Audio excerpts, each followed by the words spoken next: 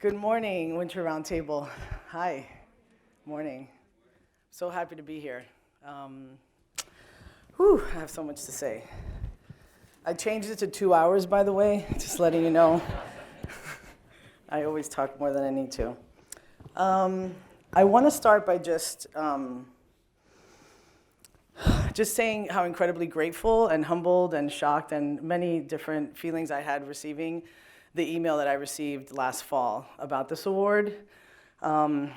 Really, I continue to be in awe of your passion, your authenticity, your personhood that you bring to everything. And I want to thank the committee that made this decision and recognize the contributions I've made to supervision training and mentorship throughout my career. I thought maybe I'm a little bit too young to get this recognition, and saw this imposter stuff that I'm going to talk about in a minute that maybe some people in this room connect with. Part of what I want to do today with my time with you is I want to weave in part of my story, my journey as a person, as a professional, that had its bumps. I had a lot of bumps, but I did persist, I resisted, I picked myself up and restarted. So I feel just so connected to being here with you all this morning. So again, I thank you, and my younger self would never believe that I would be up here. So let's see. Okay. So when I first, there's a picture of me and Riddy when we presented at AWP, the Association for Women in Psychology, a few years ago in Milwaukee. So just feel so incredibly fortunate to have had so many trainees that I've stayed connected with throughout the years and have collaborated with in many ways. So honestly, my first reaction was a little bit of shock. Brings up imposter syndrome, which I'm going to talk about in a second.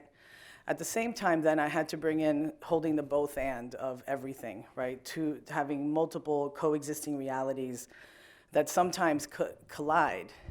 Like right now, I'm confident and I'm also super anxious and doubtful, and I can be both at the same time.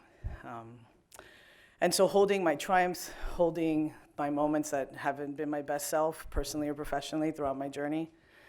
And my most guiding principle is authenticity, and that's something that's been reflected to me very much so by staff that I've mentored, interns, and practicum counselors. Most of my experience will probably come from pre-doctoral internship relationships. That's been my main role. So I like to go by the do as I do, not just as I say. I think it's really important. So I want to talk a little bit about imposter syndrome. And I have these photos of myself up there because the person on the left is a little bit of an imposter. My mother wanted me to be very feminine, and as a person who now identifies as a more masculine woman in the world, I feel like that little butch girl is a little bit more descriptive of me. But this brings in, who do we see in ourselves? What do others see? And a big part of our process, I think, as therapists and educators is looking at our stimulus value. What do people see? And what do we remind them of? And being aware of the social locations and identities we hold that might impact someone in a positive or in a negative way just by assumption, right? Just by visible identities. So just wanted to bring in a little humor around this imposter. Might have been the last time I wore a dress, I'm not sure. Or a tutu, I suppose that's what it is. So why do I have a passion for teaching? Growing up, I'm going to share, like I said, some of my story in a little bit, but one of the things is I had a really terrible experience in graduate school in my PsyD program in multiple ways. It was 1993 clinical psychology program. The first edition of the Sue and Sue book. It was, so someone in my multicultural class, so in clinical psych, so who's social workers? Social workers, we have some very good representation. You've been doing the work. The actual multicultural competence movement in many ways started in social work, like work for the people, right? Social work. Counseling psychology then took the baton and took it to the next level. And then clinical psych came on when it was required by APA. So it's just truth telling. And so I was in a program that was starting for the first time having a multicultural psychology class. And so someone asked in the class, what about people with disabilities, or what about LGBT folks? And they said, no, we are only talking about African Americans, Hispanic Americans, Asian Americans, and Native Americans. That's what this whole course is about. So the process of graduate school, I was also simultaneously coming out after being in a very sort of machista Cuban culture, very oppressed in terms of sexuality. And so I noticed that we weren't getting the education in this area that we really needed, which ended up being my dissertation about the need for training in LGBTQ+ issues. So then I started, I'm going to try to make the story really brief. I started an organization to bring in speakers that worked with LGBT people in the community so that our students, so we could get educated. I went and looked for an advisor, and I found, back in the day, there's this book that was called The Yellow Pages and the White Pages. It's all online now, but there was one in Fort Lauderdale where I went to school that had the gay and lesbian Yellow Pages. And I found one of our professors. So I went to his office and I said, would you be the advisor? And he's like, oh, I don't know, I'm gonna have to talk to my partner, I'm not really out here. So it's just such a different time, you know, than the privilege that we get to be in more knowledge and openness today. Fast forward, after I started this organization, the first day we had 10 people. By the last year, my 4th year, we had over 100 people at each colloquium coming in to see these private practitioners. The professor that I had for my comps was a psychoanalyst. And he, in supervision, looked at me and said, you started that? That's terrible. So that was my primary supervisory trauma. So part of what I try to do with supervisees is create space for them to share the supervisory trauma that I need to know about to see what's in the way potentially between the two of us when we're in this personal, professional supervision relationship. So that was very hurtful for me, but that is what fueled my fire to have high standards for training. Very high standards for training, and I feel like that's how we run our program, and I feel proud of our program on internship because of those high standards that sometimes the supervising staff may get irritated about, but I have to just stay slow and steady in what I believe is the best thing. Okay. Sorry, I'm a little off with the slides because I have to anyway, I'll get there. So just to ground us in one, I'm not going to do much stats or anything, but this was a recent article in the APA Monitor in 2019, just last year, showing that at the undergraduate level, only about a quarter of college students felt that they had any professor who really cared about them or that reported having a mentor.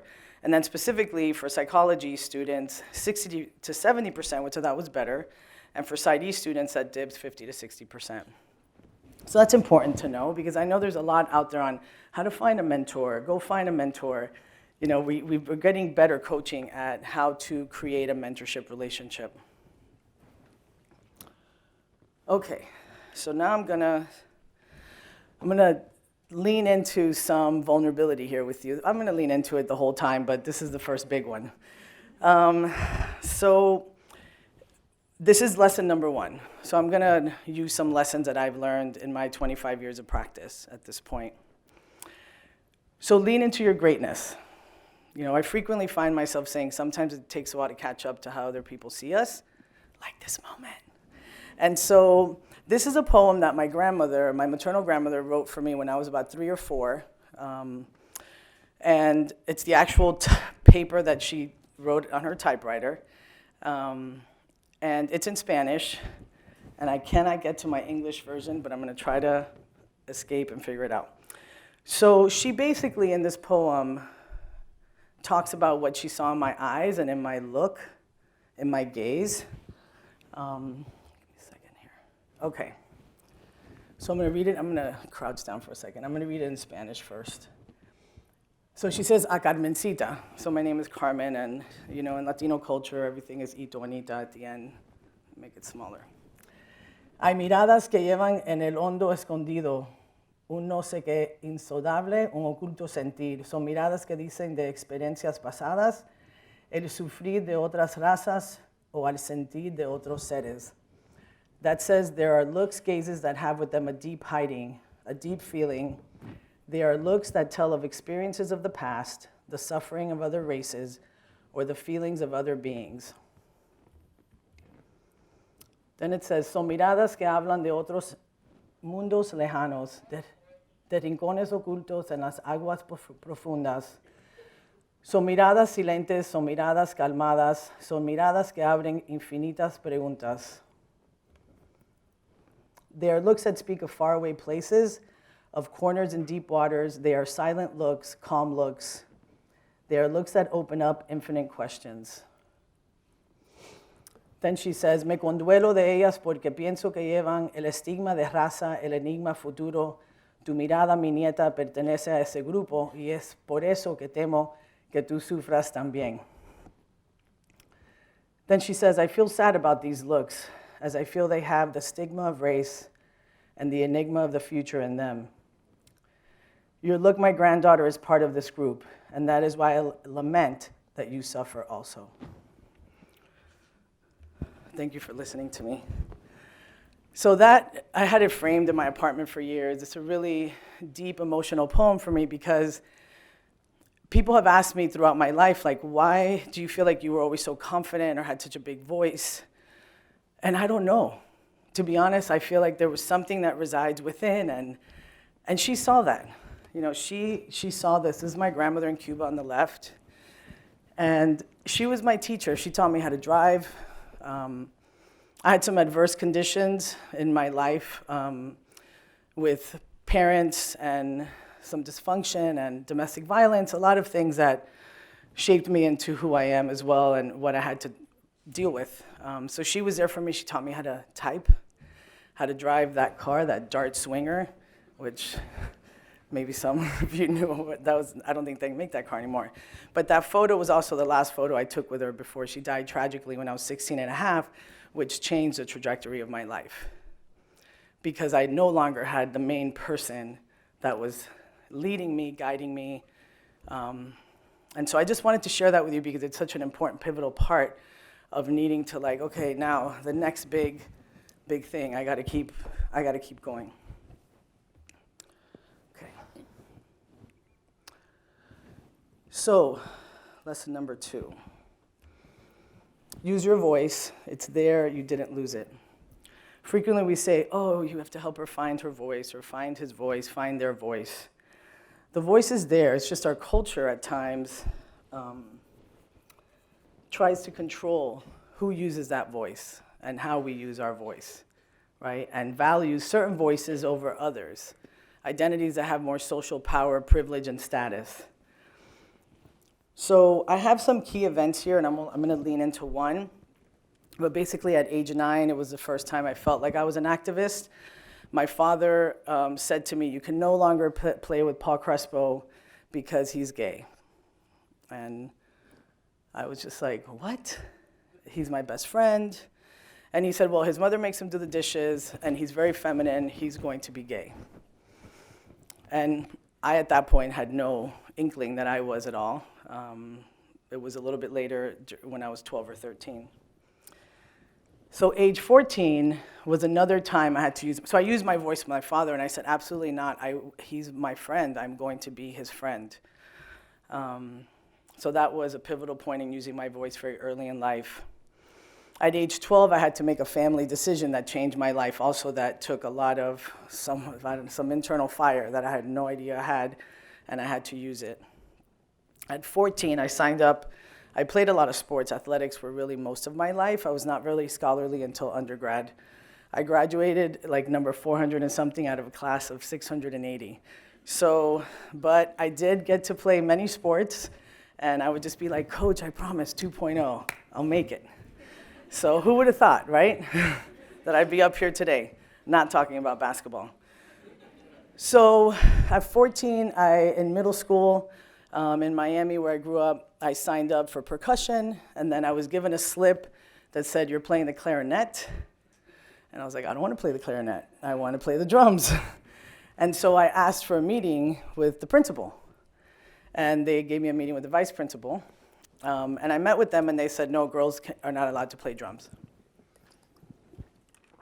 And so I left it. I didn't do anything else at that point.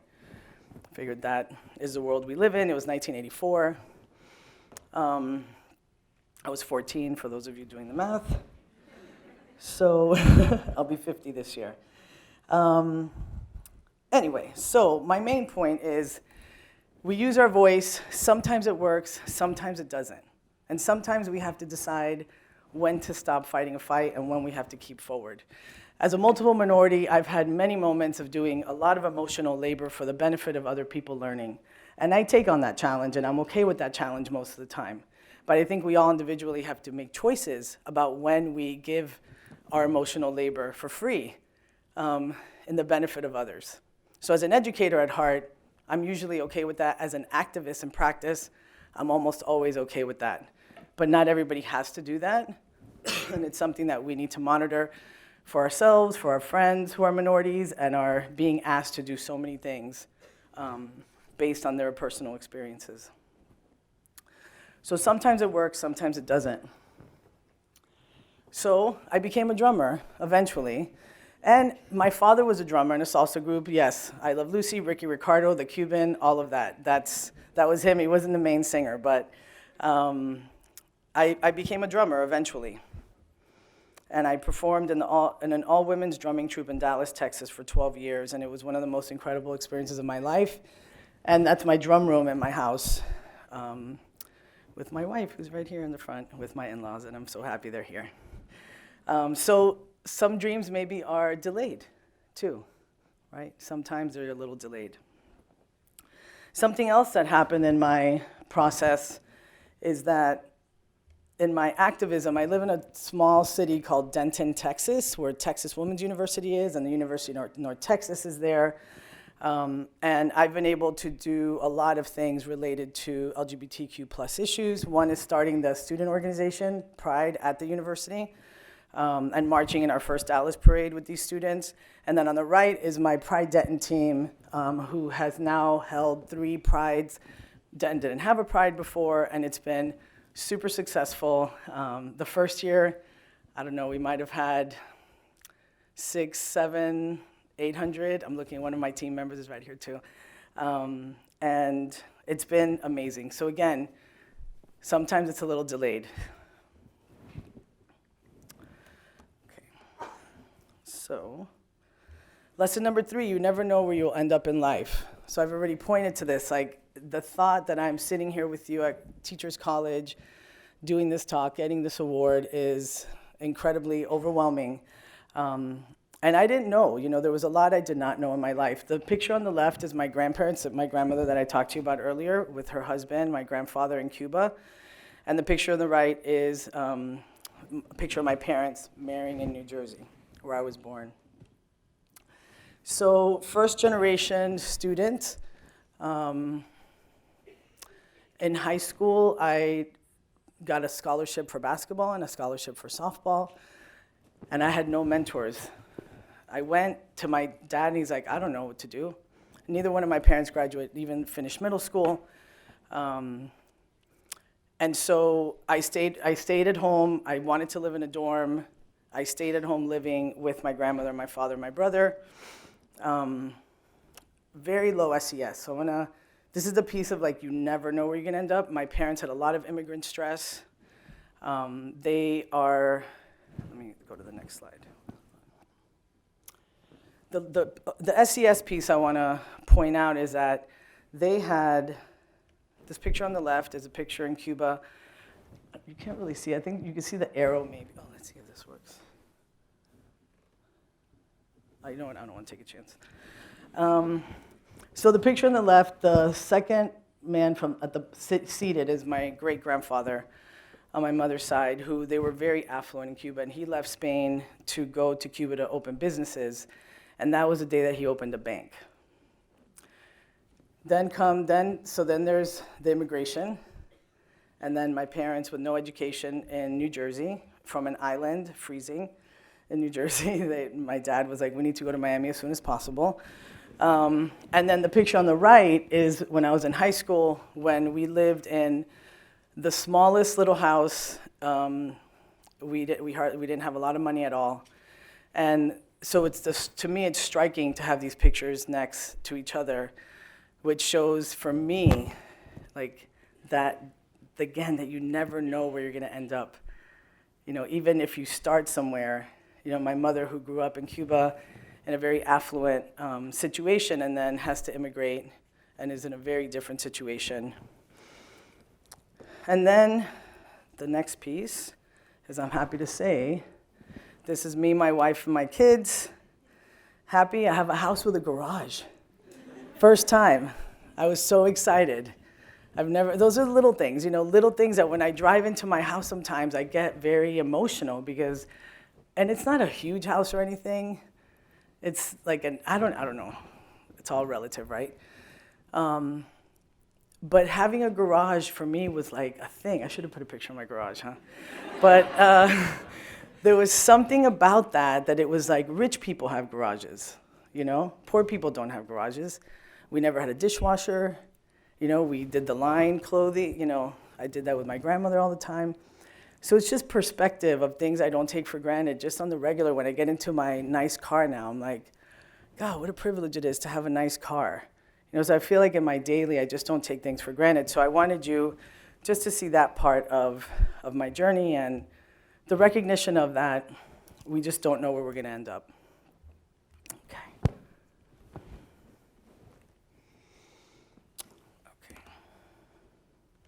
Lesson number 4. So,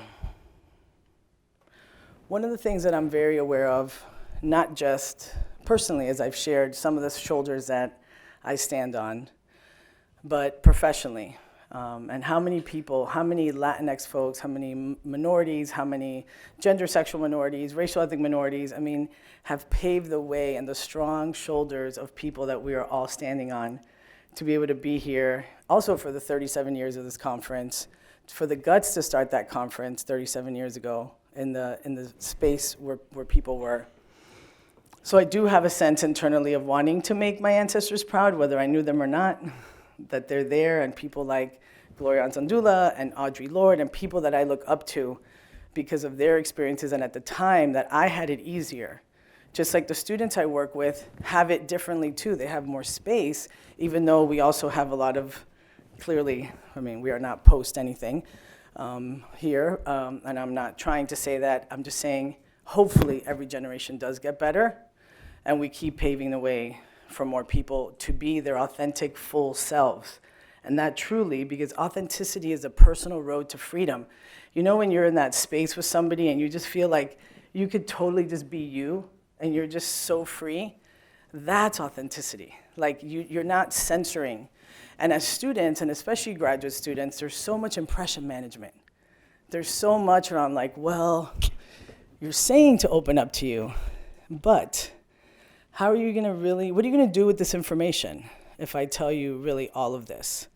If I tell you everything I need or want to tell you, right? That's the kind of space I like to create with my trainees. So I think another piece that I think is important to do as a leader, and as you move into your power, more increased power in the world, especially with a master's or doctoral degree, there's a lot of power in that. In our country, undergrad degrees, I think when we're in higher education, we're in a bubble and we think everybody's overeducated. 32%, 33% of the US people have bachelor's degree. 9 to 11% master's degree. Doctoral degrees, it depends. Statistics go from like 1.8 to 2.5, similar to schizophrenia. So sometimes going through a doctoral program can make you question yourself. How many doc students do we have in this room that resonate with this? So I think I like to use my power, and as you gain more and more power, to propel yourself and move forward with your endeavors and your goals, but also to reach back and to bring someone with you and bring them into a space that they would not have the privilege to be in. That is a really wonderful way to use benevolent power and the power you have earned to not just self-propel. It's a both and, it's a self and other care. It's not just one way. One note I want to make about power and how we, the social warrior culture, right? is something I've seen over the last 10 years that sometimes makes me really sad, because a lot of grassroots movements and activist work has been about connection and collaboration, all the co-words, right? Like everything together. And I'm finding more and more within our spaces, there's so much policing of within group even, of you're not doing that right, you're doing that wrong. And in order to make the bridges, and I will hold, I know that we are tired, we are angry, there are so many things that we have endured, and in order to move forward, we cannot keep beating each other up, you know, within group, within the fight. It's really, really taking a toll. And you see it online, you see it in meetings. And I'm not saying we can be our best self and be like, I'm gonna approach this with all the compassion and grace that I have in my being. I know we can't do that every single time, but it's important. I think I just wanna make sure that I said that today, because it is something that's happening. It's getting worse, I feel. So wanting you to think about, how are you using your power that you have? You know, and thinking about that for yourself, how you're using that in your own life.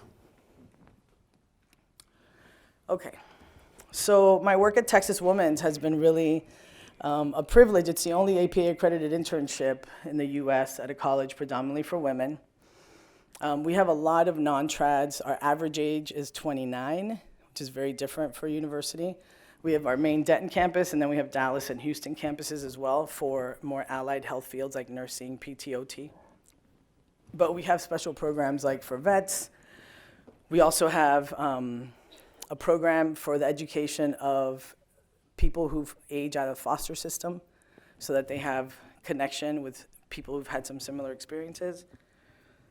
But I think that the majority of my work at TW has been in these one-on-one relationships with supervisees that have been enriching for everyone personally and professionally. And I feel grateful that I've gotten to do most of my career at that center. Okay. Lesson 4. So relationships and connection can help you get where you need, even if it doesn't feel that way. So as I've gone through my career, I've thought, you know, how did I really get into all these committees and all that? Like, I had to really track down, how did I start this work? Who's the person who saw me and pulled me in? And I don't know if any of you have heard of Dr. Roberta Nutt, but she's a well-known psychologist in family therapy and feminist therapy. And she saw me, and I will forever be grateful, because she connected me to Division 17, which is counseling psychology. And I now identify as a hybrid counseling clinical psychologist, because I'm a clinical psychologist by training. However, if I would have had the mentorship I needed, I think I would have gone into counseling psychology.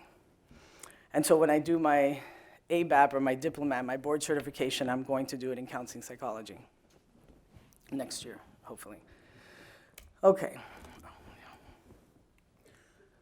So I'm going to talk a little bit, I'm going to leave the personal stuff for a minute, and I'll come back to that at the end. But I want to talk a little bit about RCT, which is the guiding theory that I've used in my supervision with students over time. So clearly, we always start with a developmental lens when we're talking about supervision. Is it a first semester practicum student? Is it a postdoc? Are you working with a beginning intern, ending intern? You know, it really depends where they are. I feel like that goes without say, but we should say it. That's the baseline. And then on top of that, then you add what theory you like. So part of what I love about RCT is that it brings in relational processes, and it brings in culture, and it was initially based mostly on gender, but it has integrated multiculturalism completely. It was also started by university counseling psychologists, which not many people know that that's where it's from, the Stone Center at Wellesley College in Massachusetts. A group of women who worked in the counseling center, like in the trenches, created this theory. So how I supervise. One of the tenets of RCT is using a power with model, not a power over model. And so yes, in supervision, of course, you know, your supervisor should be talking with you about power, inherently the power in the relationship, and not just the evaluation. That's one way to talk about it. Obviously, you're being evaluated. However, at the same time, there can be magical moments of growth with shared power. And that's the main nugget, is how can you share your power with a supervisee when you're sitting in the power chair to help them get to where they need to be. Another tenet of RCT is that there can be a bidirectional impact, that people can mutually impact each other, and it's not just about what is the supervisor going to give the supervisee. I know that I would be a completely different person in many, many ways if I did not have all of the relationships that I've had with supervisees. It really has enriched my life beyond what I could have ever imagined.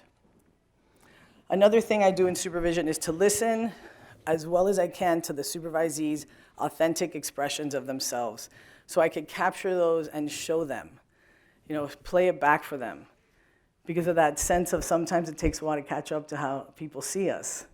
And that happens when we're in a place of learning, when we're in a place of feeling maybe one down, and feeling like I have to, again, manage my impressions constantly. And then you add the intersections of race, or appearance, or all of the things. And then it comes back to what is your supervisor seeing in you? And what's their stimulus value? How do your two identities coincide? All of that to be processed. I also like to challenge people very directly to get over that, like, fine, keep one foot in your comfort zone, but do something different. Do something different, but challenging somebody in a space where they can really take that chance, right? Because you have to nurture that relationship in order for someone to be able to take that challenge on. Also, making very clear in my first supervision session of not allowing that issues of gender, race, ability, status, size, all of the things are not going to be unprocessed. One other thing that I really love to do with interns is I learned a lot about student loan management. So I imagine some people have student loans here. I still have mine too. And so I like to give out information to trainees that I did not have the benefit of having, or that people did not give to me, such as things like student loan or just, job seeking, all of the things that people really need to know. I feel like you have you will build more and more connections in your career. You can use those to connect people and create experiences for your trainees. So it's important to use that power in that way too, which is your knowledge about what you've gone through.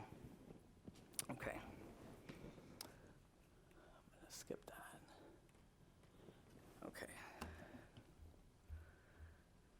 One of the things that multicultural supervision research, just to provide a few nuggets, has shown that over the last, and this is mostly in the last 20 years of research, I would say, has shown that, it seems you'll be like, duh, that makes sense. But supervisees report that if their supervisor does not bring up minority issues, and they're clearly a minority as a supervisee, that there's an inhibitory effect of shame, of not wanting to speak up in supervision. So it is imperative that supervisors bring up these discussions, whether that's between you and your supervisee, or about the client, both. There's many different ways. Multicultural supervision has, and that's not my talk today, but it has many branches, but you have to start in my opinion, it's best to start in the relationship that's sitting right in front of you.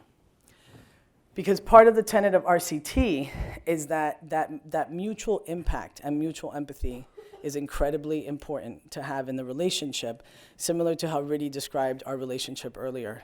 Is just being able to sit with that person and be in your real self, model your real self and your authenticity, and it provides permission for your student to be more real themselves, whether that's in therapy, whether that's with you, really, and then hopefully translates into other parts of their life. So supervisors, though, must have the desire and the openness to be moved by their supervisee. This is if you choose to do a relational style of supervision. Obviously, like clinical supervision could be like, okay, we have 55 minutes. We're going to do 4 cases. Let's go, you know? And that's all great too. I mean, that is a big part. Obviously, you still have to do clinical supervision. You can't just be, you know, love festing the whole time.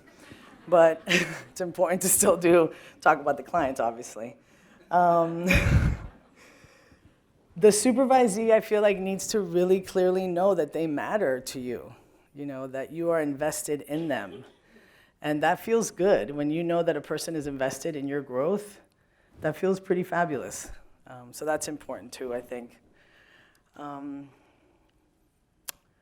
Yeah, okay. Let's see. I'm gonna move forward to a few other things.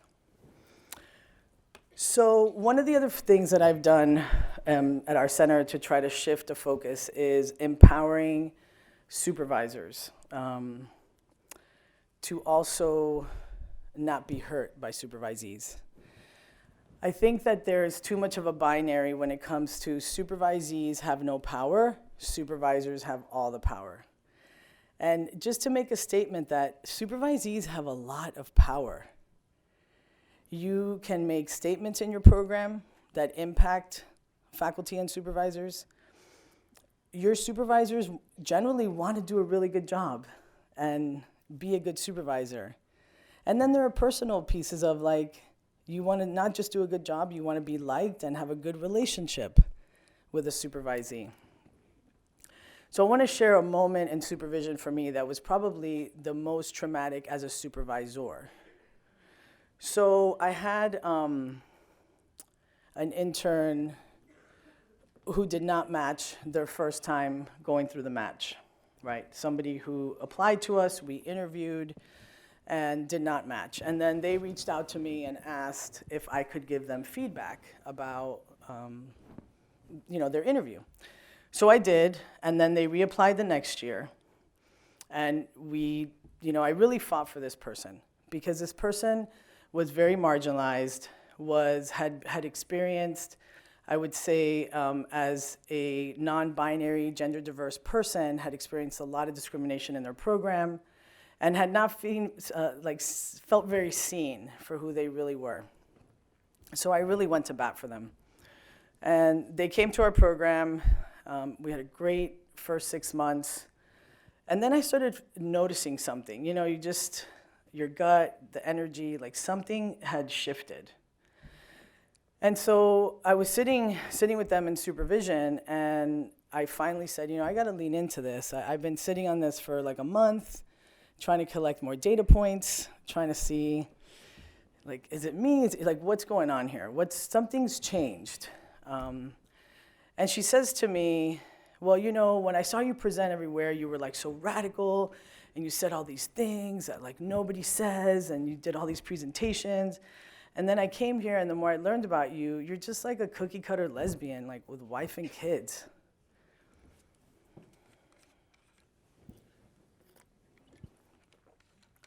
So it was super hurtful.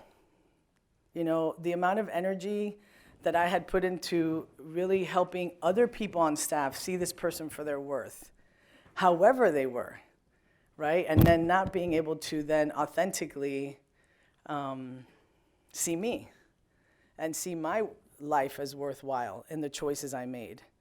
So it was macro-aggressive, obviously. And the relationship changed, you can imagine, from then on. And that's one person I have not continued to connect with post-internship like other people. But so my main point in sharing that story is that there is power in being a supervisee as well. And you can hurt your supervisors, but you could also love your supervisors. But that was a really, really hurtful experience for me. So how do we create relational safety in supervision? Everybody probably does that a little bit differently.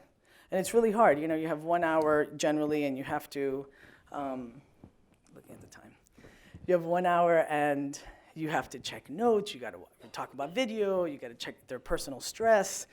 There's just so many things to do in 1 hour. But this is really part of the work, is this creating relational safety.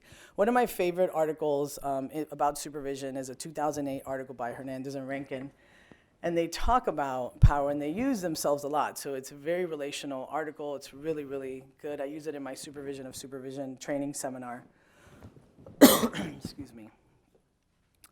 But the main piece that I want to share here, I don't know if you can see this orange quote at all, but basically, they describe relational safety as a co-construction of a dialogical context in which students and supervisors are able to raise questions, challenge points of view, ponder issues, confront opinions, articulate ideas, and express concerns. But the main nugget I want to share is at the bottom where it says, the authors acknowledge, however, that relational safety does not mean that supervisors offer interns unequivocal validation and emotional support. Instead, supervisors help interns develop critical thinking in a caring environment. So I think the critical thinking in a caring environment is the main piece of like personal professional right there. It illustrates it in a way of, this doesn't mean, because supervision research shows that if a supervisor is only giving positive feedback, supervisees rate them very low. So even though a supervisee doesn't want constructive feedback, that day you're like, yes, I'm very open. But then you're like, I'm not sure if I really want that. But then in evaluation of a supervisor, all the research shows that supervisees prefer a supervisor who gives them positive and constructive feedback. Part of when I'm teaching interns how to supervise is I tell them your main task is to help this person self-assess better. That is what we teach in supervision. It's not about giving you the answers. It is sometimes, but it's about getting your critical thinking skills to make decisions about ethics or about whatever it is, treatment. That is one of the main roles. Okay.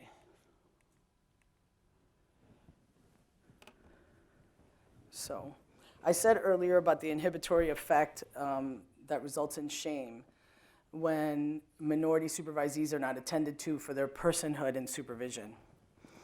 So something that that I read in some article basically was talking about how because supervisees that experience that silencing, they may need more effort on your part as a supervisor to create that relational safety because of that supervisory trauma, because of not being seen fully in supervision. Okay, so 10 minutes? All right, lesson number 6, you never know the impact you can make. So again, I mean, obviously the thread of my talk to you today is don't doubt yourself and you have no idea where you can end up. Like that is truly the main nugget is, and that it takes a while to catch up to see yourself maybe how other people see you. So I wanted to just share a few photos of key moments and just some of the fun I've had over the years with interns and supervisees. Yeah. And that's Riddy and my partner and I presenting at the National Multicultural Summit there in the center. Teachers College is that, oh, see, I keep clicking the wrong thing. Okay, I have 2 clickers. That was at Winter Roundtable 2018, the middle photo. So one of the things I thought would be curious is over my last 20-something years of supervisees, I sent a survey monkey to, a 2-question survey monkey to 35 former interns. I got 22 responses, pretty good response rate, right? 22 out of 35. I don't know about those other 13, but.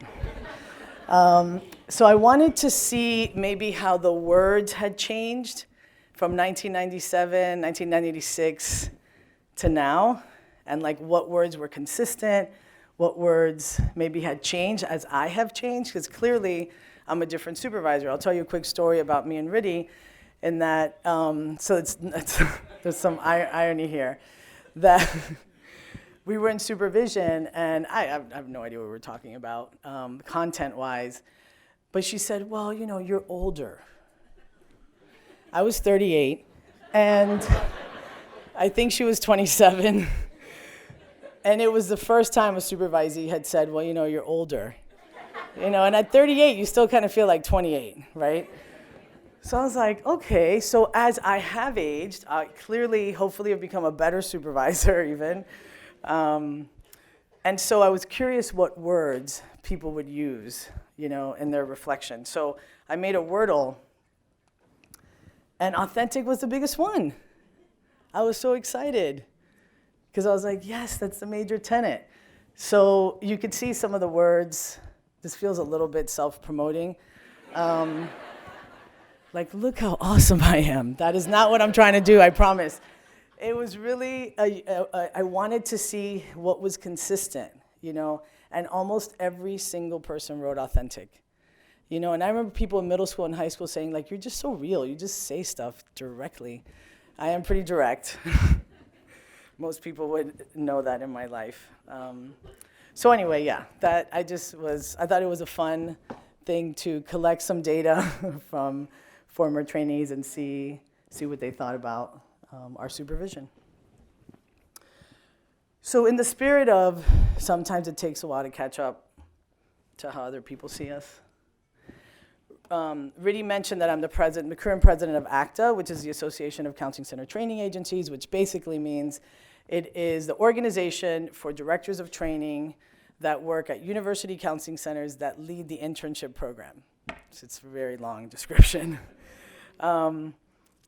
I have been in this organization for a little bit over 10 years. I had my first exposure to ACTA in 2000, however, because I was nominated and won a Diversity Scholar Award, where basically you're being mentored as a minority to become a training director, and you get an opportunity to attend the conference, and you do a presentation, and we still have that program.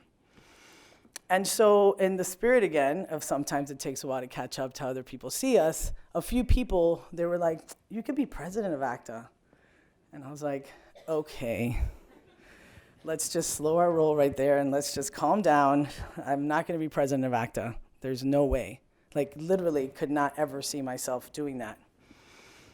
Up until 40 years, we had white presidents, gay presidents, and Jewish presidents. Never did we have another racial ethnic minority. So my friend here, Natasha Maynard Pemba, she is the training director at University of Florida. And we were chosen by a few former presidents, and both of them sat us down, and they said, we think you could be president of ACTA. And we both, again, looked at each other like, this is not going to happen. So, after enough time and serving on the board and having experiences, we both, sat together and said, who's going to go first? Let's just figure this out. And now we had one black president. She's past president now, and I'm the current president, and our president-elect is an Asian American woman, Canadian. So it feels really good. Thank you.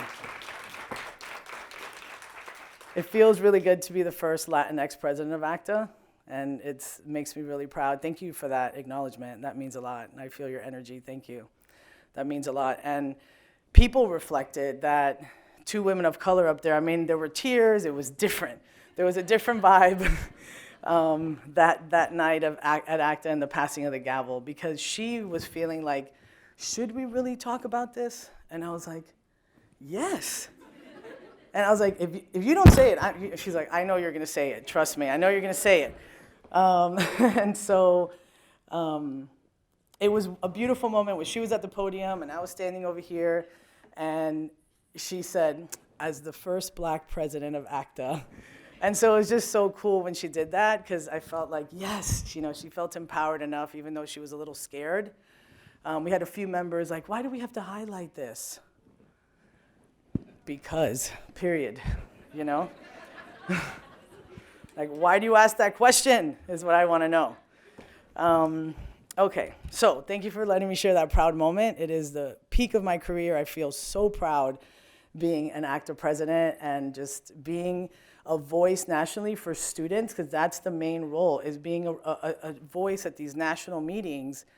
And I had to shapeshift. There's one thing actually I had on the slide and I didn't say. I never thought I would be at decision-making tables, But I learned a few years into my career that I had gotten a lot of feedback on, like, your emotions are so big. So, like, I didn't fit into white male psychology. Yeah, a queer woman of color doesn't fit into white male psychology. The systems weren't made for us, right? So we changed the systems. That's what we're trying. We're trying, as Dr. Johnson said last night, little increments. Be proud and happy for the little increments. And so I had to shapeshift a lot of like, oh, I gotta act a certain kind of way in order to get to that table. So I had to act a little bit less like me, which compromised some of my authenticity. But it was adaptive, it was resourceful, and it was part of what I had to do to get listened to. Okay, so as I close, let me just get this all on here. These are some of the things, the last few things I've learned is you gotta hold coexisting realities. You gotta hold the both and, or else we're just gonna be divisive. You gotta hold the both and. The other thing is to be a lifelong learner. You know, we overachievers don't like to be wrong. We got like, oh yeah, I know what that is. And you're like, I have no idea what that is. But we're like, oh yeah, that theory, totally understand that. But you know, we don't know what we don't know until we know it. That just is. It just is. It is what it is. It's just really hard, you know, because again, that impression management of showing what we know. Single most effective way to eradicate all the isms and all of that is get into different spaces, be with other people in one-on-one connection. It's really important. We must learn our stimulus value. If you're going to be in a powerful position, you gotta learn your stimulus value and talk to your students about that, talk to your colleagues about it. It's super important. Most people struggle to be vulnerable.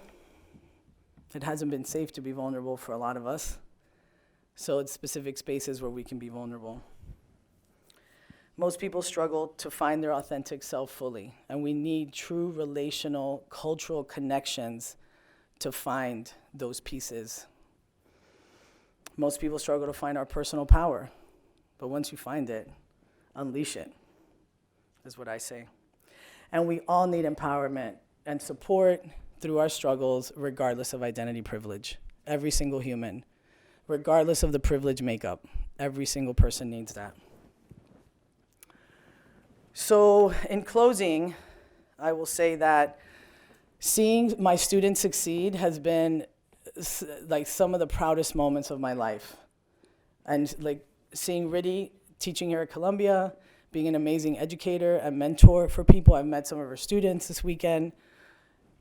Clearly you are making such an impact. And here you are now creating experiences for me, which, beautiful, right?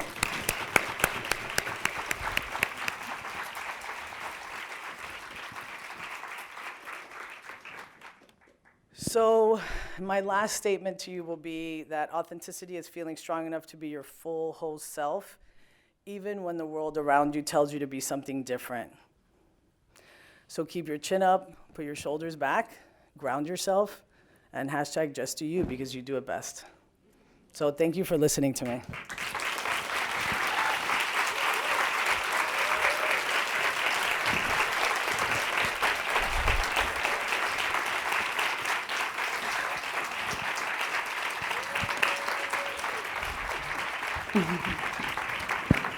Thank you. Oh my goodness. No. Thank you.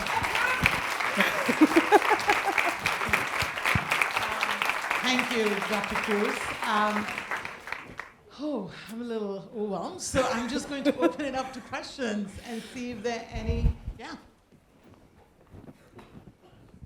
Thank you so much for that talk. I agree, you're very authentic. I mean, just known you for half an hour, but still. I wanted to ask about stimulus value, if you could just explain a little bit more what that is. Sure, yeah, good question. Stimulus value is you walk into a room and you are the stimulus, right? You are now seen in your full body, whatever that looks like. And so those visible identities and shapes have certain social power, either more or less, right? And then they are also images. So in RCT, for instance, one of the tenets is controlling images that are connected to race, gender, all sort of other variables that we have these controlling images of how we're supposed to be, right? So we, as our own stimulus value, we know our identities. But when we have somebody in front of us, right? Let's say you have a supervisor and you've been assigned the supervisor, right? Because sometimes we have power in choosing our supervisor, and then sometimes we're just given a supervisor, right? And so when you meet this person, they're going to have a certain stimulus in front of you. You are going to have images of what this person represents in your life, right? Like, let's say it's a Native American man. You may have certain thoughts, feelings, beliefs about a Native American man that are going to come into the room. But that person has to understand their stimulus value on how they might impact that supervisory connection. Okay.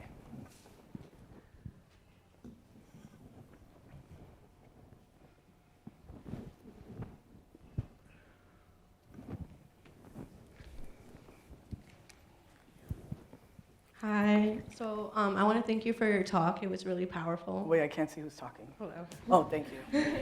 I was like, I'm It was hearing very a voice. impactful. But I wanted to ask you for some advice of like, what would be like the best way to get to your personal power, especially like coming from a minority like population. Like, what would you like advise like people like us to get to that? To get to your place. Mm-hmm. Well, I talked about little incremental social changes. I think it's similar with us. Like, it's not like, here I am, and now I'm powerful, right? It's going to take, it's probably a variety of things. So I think for some people, therapy, right? Like, we're all proponents of therapy here. But there's a self-reflection piece, I think, that goes into figuring out your personal power. I think there's also, like, I use this with my clients with, like, the self-esteem buckets. Like, here's the positive and here's the negative. The positive as a whole, and the negative traps everything, right? So in your own life, you've been told things about yourself that you may continue to reject that are very positive. Like, no, I'm not like that. And I think as women in particular, and then minority women, there's potentially more of that, right? So I think it's checking yourself. What am I letting escape, and why am I not believing this so like 9 people have told you you're amazing, or how about this, let me change it. 9 people tell you you have a tail, when are you gonna turn around to check? Right?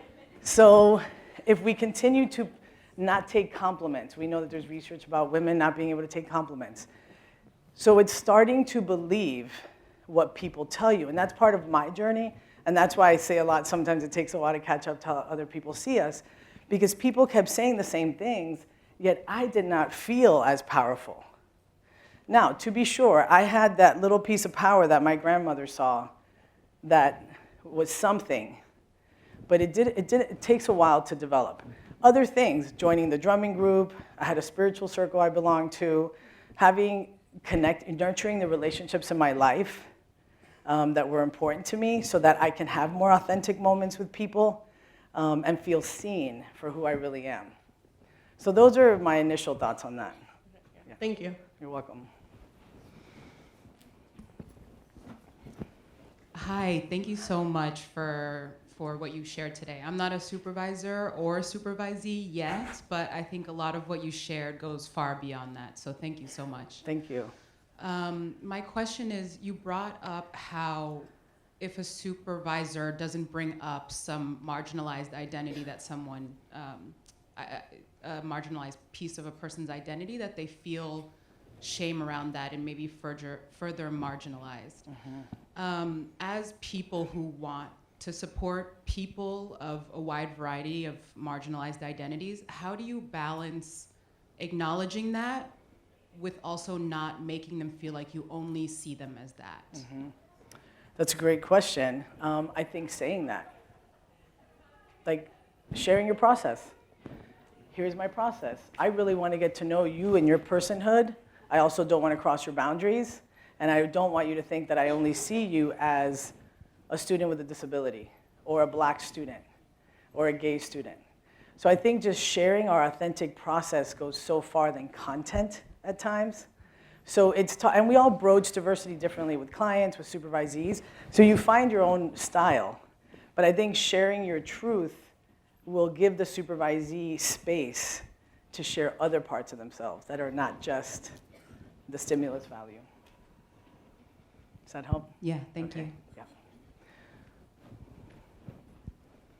I think he had a question. Yeah.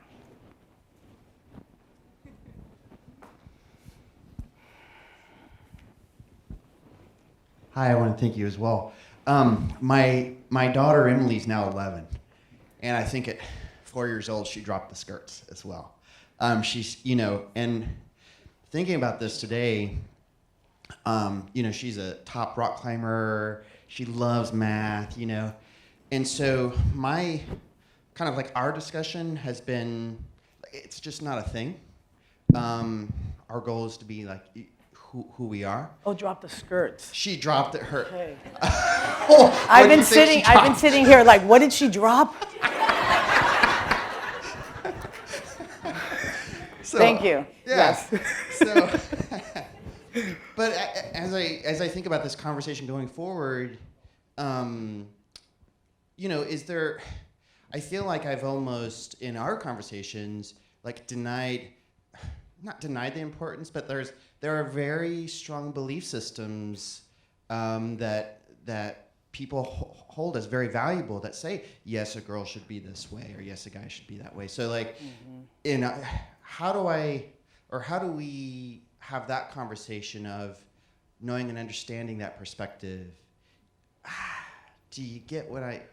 Like, how do you teach her that there are going to be people that are going to discriminate against her while also empowering her? Yeah, well, like, how do I, because I think so far I've been just kind of dismissive, like, yeah, some people think this way, da-da-da-da-da. I really downplayed it. Oh, I see. Do you know what I mean? And so how do we acknowledge this another belief system as important and as valuable? Yeah, so I think if I get your question right, I think that I'm thinking of how black and brown families have to talk to their kids, right? But they have the same experience.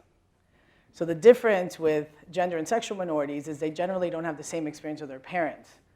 So that is a differing factor, because in black and brown cultures, you're teaching your kids how to live while black, live while brown, all of those things. So in this way, I think it's important to lean into the truth for her of we live in a very gendered world. It's different. It's like there's more exposure to non-binary people, sort of sharing that with her, while also maybe sharing websites of clothing that are made for masculine girls, and having her pick clothes from there could be really affirming for her. So it's like telling her the truth, but honoring her truth at the same time.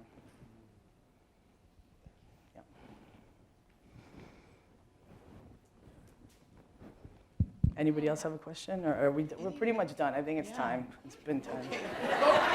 I mean, I'm happy to answer more questions. I just know other presenters have 10:30.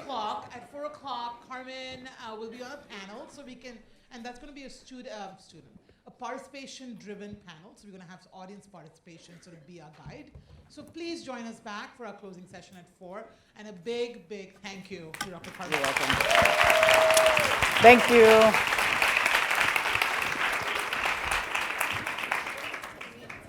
Yeah. Do you want my award?